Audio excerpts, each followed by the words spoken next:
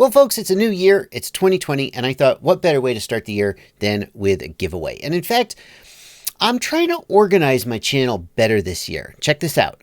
Ooh, editorial calendar. Yeah, usually I just schedule my channel by looking at the enormous pile of things in my closet that I haven't reviewed, or the big list of questions that people have asked me, and I think which of these would make a good video.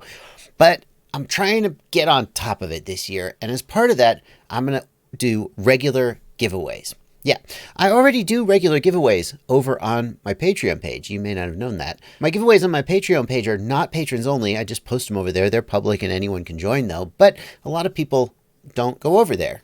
So I'm going to be doing giveaways on my YouTube channel as well. And as you can see from the calendar here, the first of the month will be the new product roundup and giveaway. New product roundup. Yeah, so here's a new bit that here's the thing. I hate the fact that all these cool new products come out and I don't always feel like I have time to review them, because everything I never want to feel like I'm half-assing a review. And so I often spend just days and days and days working on a review, and it means that I have a limited number of cool new products that I just want to give you guys my off-the-cuff impression of. So we're going to get a repeating bit on the channel where I go through, some people call it like, window shopping. I go through new products. I give you my thoughts about them. I let you know that they're out there. And then at the end of the video, I'm going to do a giveaway. Let's do it. And in order to figure out what new products are out there, I've gone to two of my favorite stores. One of them's Race Day Quads and one of them's GetFPV. And I've just gone to the new products section and seen what they've added to the store lately. And we'll go ahead. Oh, here we go. There we go. And we'll go ahead and start with the Rush Tank. This is the Rush FPV Tiny Tank. It's a 25 to 350 milliwatt VTX. It's a teeny little VTX. Look how small this freaking thing is. So is it nano sized? I think that's what we would call it.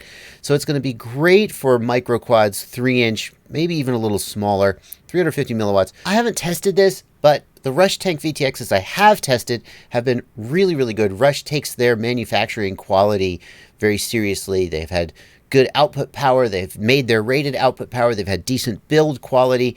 And so overall, I would feel pretty confident about it. And it's only 20 bucks. So yeah, Rush Tank FPV Tiny VTX.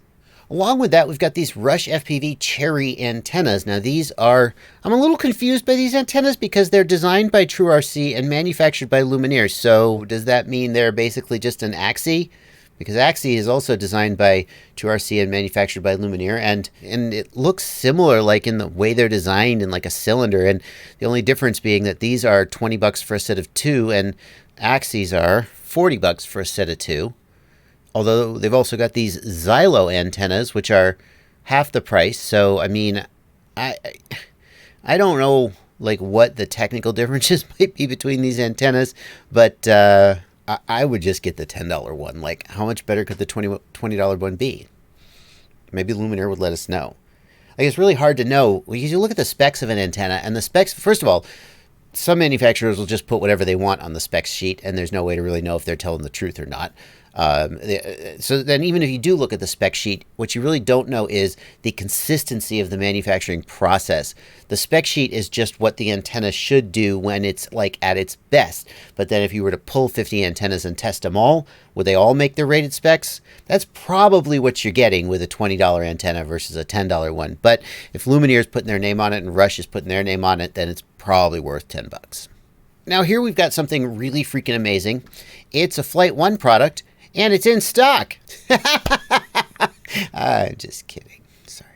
This is the new FlightOne Afterburner ESC. First of all, it's a 50 amp ESC, which is really more than most people strictly need. You're probably never going to pull 50 amps per ESC. Not for very long. Not most of us.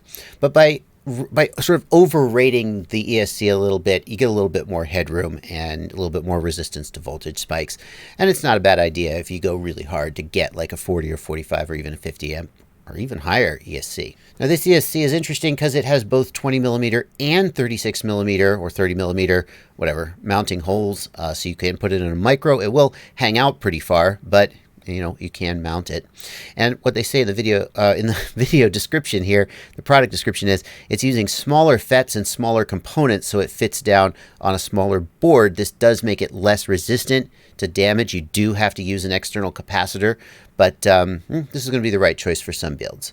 Now here we come to two new 1507 motors, and these are really exciting because 1507 is a great motor size for heavier 3-inch builds. So when you think about 3-inch builds, there's some ultralight, more toothpicky style builds down around 100 grams, and there's heavier builds kind of like the Acrobat closer to 250 grams, and these motors are for the latter. These are going to be way too heavy for like a toothpicky style build. The 1406 motors have been pretty common, but 1507 gets you just a little bit more power. One thing to keep in mind about both of these motors, though, is that they both have a 2mm shaft. Actually, I'm not 100. I can't actually find the reference to that for the BrotherHobby, but I bet it does. And a 2mm shaft on these motors for a heavier a quad, like in the 250, 240 gram range, it does compromise durability somewhat. I was talking to Aaron Ciotti recently when I was in Atlanta. He knows as much about micros as anybody I know, and he was bemoaning the fact that nobody makes like a 1507 motor with a 3mm shaft. But keep in mind that a lot of people using these 1507 motors will be putting them on like Cinewhoops, which are not designed to go hard and take big crashes. And in that case, the 2mm shaft is going to save a little weight and hardly have a downside. Worth pointing out that these T-Motor 1507, I've heard really good things about how smooth it is for smooth, jello-free Cinewhoop style flight. BrotherHobby is specifically known for making very powerful, super notchy, not very smooth motors. So I haven't tested either of these. That's why they're in this, window shopping video and not a full review. But personally, between them, I think I would probably take the T-Motor if I were trying to build a Cinewhoop. Speaking of toothpicks and micros, here are a couple of new props from Gemfan. It's been super exciting to see Gemfan getting just more diversified and more renowned as they come out with. Like, I remember the days when Gemfans were just the cheap props that you bought if you couldn't afford HQs, and they have so come beyond that. And interestingly, Gemfan has come up with their own prop designs, their own unique prop profiles. They're not just looking at what other people are making and copying them, and that's super cool too. It gives you a different type of performance than you can get out of other styles of props, and just another more flexibility to get what you're looking for. And here we have the new Hurricane 3016. So Gemfan is taking their Hurricane blade profile and putting it out for 3 inches. If you really want to know whether these are great props, I strongly suggest you go check out Aaron Ciotti's channel. He's done a lot of prop roundups. In fact, he recently did a roundup of like every single 3-inch prop he could get his hands on and talked about the pros and cons of each of them for like an hour. And if that makes you drool, there's a link in the video description to that video. And now there's a new thing I thought Gemfan was doing. Maybe I'm misremembering, but I thought they were releasing props that they could work both as this little T-mount style and with a 5mm shaft, that they kind of had like a scored push out in the center. This doesn't seem to have that, but I swear that was the prop we were looking at, and I wonder if this picture is just out of date. Speaking of micros, here is the Emax Tinyhawk 2. Now, this is on pre-order. I actually have one, and I'm working on my review of it, and I gotta say, I have mixed feelings about it. I love some of the things they've done, like the upgraded camera and the adjustable up tilt. It's just as durable as Tinyhawks have always been, but on 1S at least, it kind of feels heavy and underpowered. Yeah, on 2S, it actually really is good, but there's so many other really good 2S ones out there. I'm still forming my opinion about it, but I'm not sure it's just like an unreserved yes, but then what is?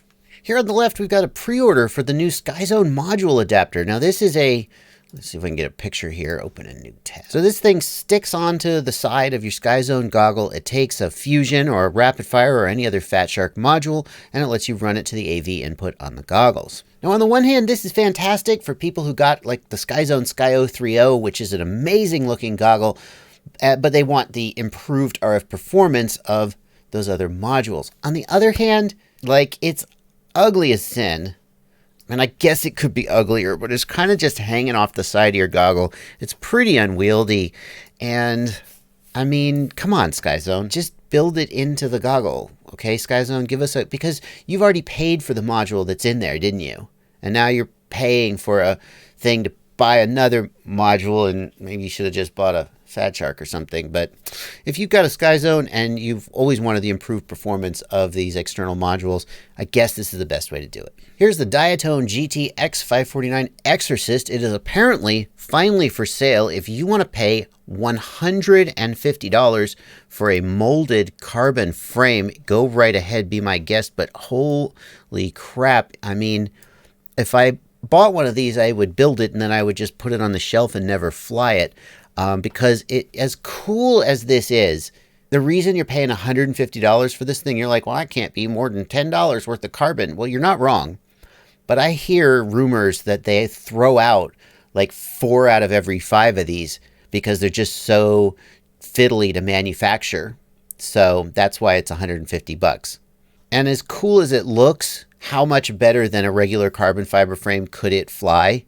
And some people make the argument that this kind of molded carbon is more durable, but it's gonna break. Like, it'll break eventually, no matter how much more durable it is. And then when it breaks, you're gonna spend $150 for another one. And oh, by the way, you can't change an arm. You have to change the whole bottom plate. And so I feel like this is a cool experiment, and Diatone has pulled something. I mean, it's really cool that they've made it. I don't know why they've made it. I can't imagine they're making money on it, and you're a weirdo if you want to buy it, but I know you weirdos are out there, so enjoy. Here's an iFlight Xing 1408 motor. I'm a huge fan of Xing motors. This would be a good choice for a slightly lighter weight 3-inch build like an Acrobrat or a Cinewhoop. Somebody who doesn't need quite the power of the 1507s and wants to get just a little bit lighter weight.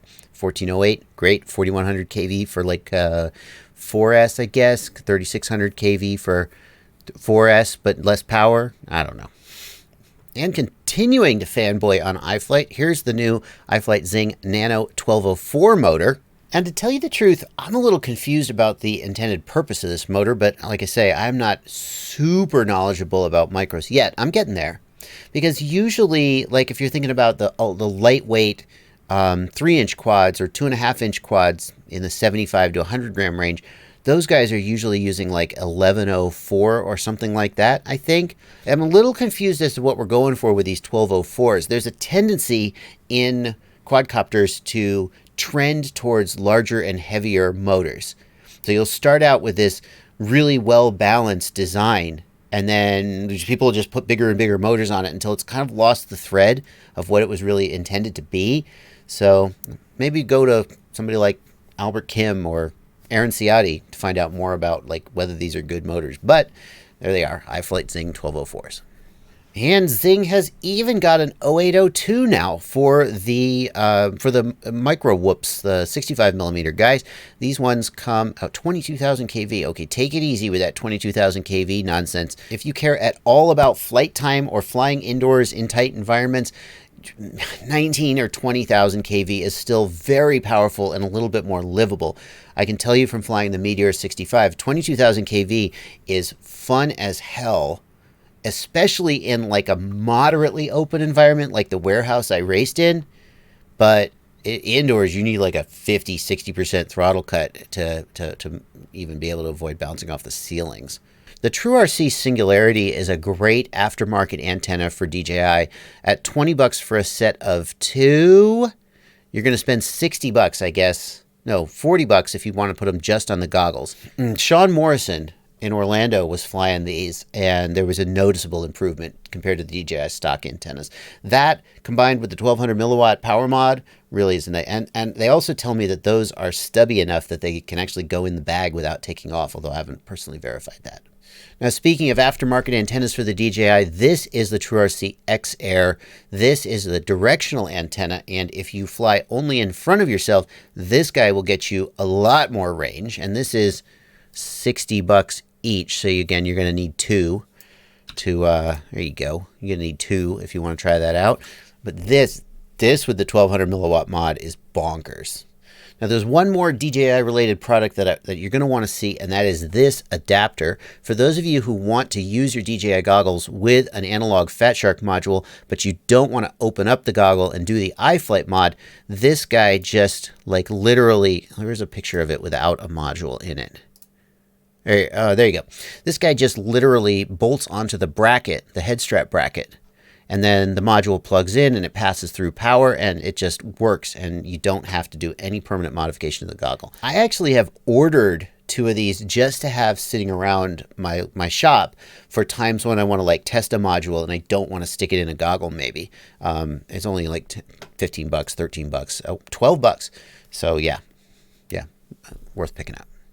One thing about this that I do think you got to think about is the module is only held in by the pins. So you would definitely want to like 3D print or just get some tape or something to make sure it doesn't just fall out while you're flying. I wish they had solved that problem, but of course they don't know. It's only 12 bucks. So like, what are you going to do?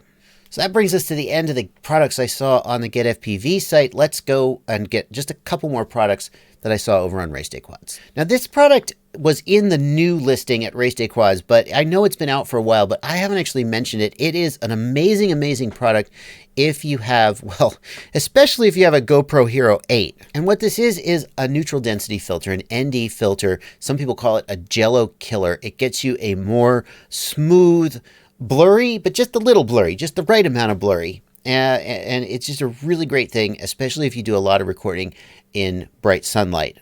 The problem is, though, that aftermarket neutral density filters can be super expensive. You can get cheap stick-on film. It's only almost like window tint, but it never goes on right. It's always got little bubbles and it just messes up your image. Camera butter is just the right balance. It is reusable glass and it sticks on using these adhesive strips. So every time you pull it off, you can I'm not even sure they're reusable, but you just put a new adhesive strip on it and it sticks to the front of the lens. And this is an especially big deal for the Hero 8 because the Hero 8 has no way to sort of clip on an ND filter or anything like that. You just stick it on there. Very nice. Now, the alternative would be if you have a 3D printed holder for your Hero 8, you could design in a way to hold this on without the adhesive. But the camera butter is still a really, really economical way of getting a decent quality ND filter, a glass ND filter, and not like some little stick-on film without paying like through the nose for like a high-end photography grade one that you're just going to break. I mean, you're going to break the camera butter too, but at least it won't be 60 bucks when you do.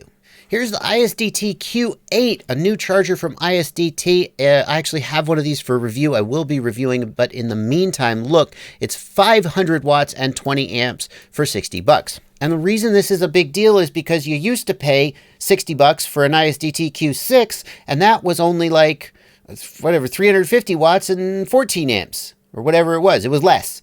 So basically for the same price, you're getting a bigger charger. So if you're in the market and you were going to buy a Q6, you should buy a Q8 instead. And I assume they're just going to get rid of the Q6 because unless they drop the price of the Q6 to like 40 bucks, which would be super awesome. So look for the review of that coming soon on my channel. So there is a list of new products, my quick thoughts about new products that are coming out soon. And I'm going to be doing this at least once a month, maybe more if you guys seem to love it. And hopefully, I'll be honest with you guys, I sat down this morning, I came up with my editorial calendar, and I was like, oh, I guess I have to do one of these today. So basically, this one had like 20 minutes of research. Maybe the next one I'll keep my eye out and be a little bit more organized. I hope you liked it though. Let me know what you thought. Let me know what you thought of this down in the comments. Let's do the giveaway. And I think it would make sense for me to give away one of these products, right? Would that make sense? So I am going to give away the ISDT Q8 charger, and I'm showing the Banggood page here. Banggood is I didn't mean to slight them by not having them up during the roundup. It's just that they don't have a new items page like Race Day Quads and GetFPV do. Well, they do have a new items page, but it has thousands of things that we have no interest in because they're a huge vendor. But Banggood actually sent me an ISDT Q8 for review, so I kind of feel like they deserve to be in here. So we're going to give away, how many should I give away? 60 bucks. Let's give away 5. ISDT Q8. For instructions on how to enter the giveaway, first of all, do not leave comments. Don't fill up the comments. That's not how to enter the giveaway. Look in the video description. Down below in the video description are the instructions for how to enter the giveaway and where the winner will be announced. Before you do that, this is the part where, in exchange for me doing a big giveaway, I beg you guys to be a subscriber. I don't do this hardly ever on my channel, but if you watch my content already and you're not a subscriber just because you haven't bothered, I do it too. I watch lots of Mr. Beast videos. I should sub to him. Davey504, he's always asking for subs and I don't sub. I get it. But if you feel like hitting the subscription button, it does matter, if only because when I'm in the room with the other Rotor Riot guys, okay, among YouTubers, the guy with the least subs has to buy drinks. You probably didn't know that. So don't, just hit the sub button. Thank you. And I have other social media. If you, I'm on Instagram. I just reclaimed my Twitter account when somebody added me, and I hadn't made a tweet since 2013. And I was like, oh, I guess I better update that. So you can follow me on Twitter, Instagram, Facebook. There are links to all of that down in the video description. It helps me out to have those numbers go up. And hey, it helps you see my content. I don't know why I'm assuming you don't actually want to see the content I'm putting out there. I'm just like, do me a favor. Do you a favor. Watch my awesome content. Thank you guys so much for watching. Happy flying.